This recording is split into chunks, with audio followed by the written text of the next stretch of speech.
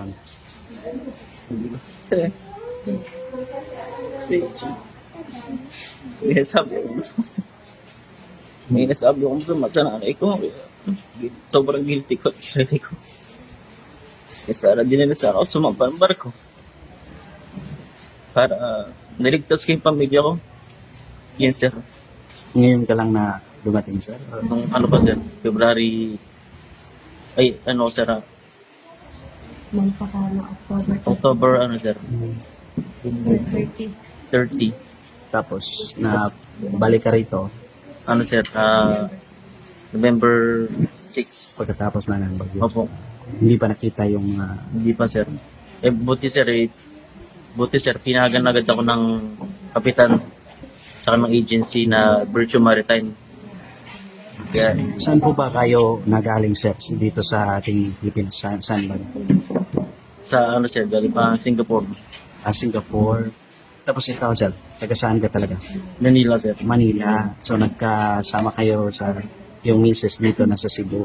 Opo. Gaano ka mahal mo po yung dalawang bata na hindi pa nakita, sir? Yung kung gano'n kamahal ko yun, sir, hindi matutumbasan ng tanong kayamaan niya, sir. Kahit anong yaman sa mundo, sir, hindi matutumbasan yan. Gano'n ko kamahal yung dalawa, sir. Kasi yung dalawa ko, princess. Sorry, sir, ha? Okay lang yun, sir. Puso na. Pero okay lang, sir, kasi hindi naman sa amin yun, sir. Piniram lang sa amin yung Panginoon, kaya naiintindihan ako. Sir, may mga sabi na dahil ito sa mga proyekto ng gobyerno, ano na lang kayong mensahe mo? Dahil yung malakas yung baha, dahil sa mga nagawa ng mga quarry sites, mga proyekto ng flood control, nasasabi mo po para mabigyan ng justisya. Hindi ko po alam, sir, bahala na po yung gobyerno Hero. bahala na po yung gobyerno sa kanila, sir. Saka yung bitas, sila po nakakalam.